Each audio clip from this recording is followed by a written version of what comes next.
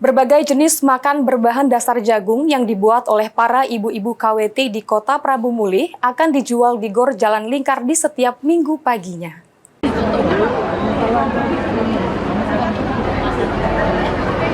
Ibu-ibu komunitas wanita tani atau KWT di Kota Prabu Mulih baru-baru ini mengadakan lomba kreasi pangan olahan dengan bahan dasar jagung. Berbagai jenis makan dibuat dengan menggunakan bahan dasar jagung. Selain enak dan sehat, makanan juga terlihat menarik selera.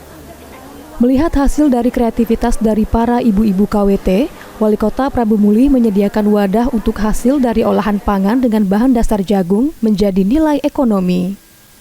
Wali Kota Prabu Mulih mendorong ibu-ibu KWT untuk menjual olahan jagung di Gor Jalan Lingkar Timur setiap hari Minggu, karena saat ini kawasan tersebut sudah ramai dikunjungi masyarakat.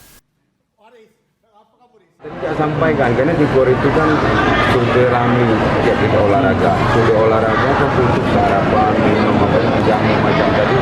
Luar biasa lah, jamu dan jagung. Mantap, ya. Tadi kan Cak bilang mereka bisa bikin pondok, kita bikinkan biar seragam atau seperti apa aja? Kita bikinkan, yang penting ada kemauan. Apa yang kekurangan daripada ibu KWT kita bantu untuk pondok itu. Jadi sifatnya mereka daftar ke kita ya? Daftar. Dengan dorongan ini, diharapkan ibu-ibu KWT tidak hanya mampu memenuhi kebutuhan pangan keluarga, tetapi juga membuka peluang usaha rumahan berbasis produk lokal yang berkelanjutan. Anggi Perkasa, PAL TV.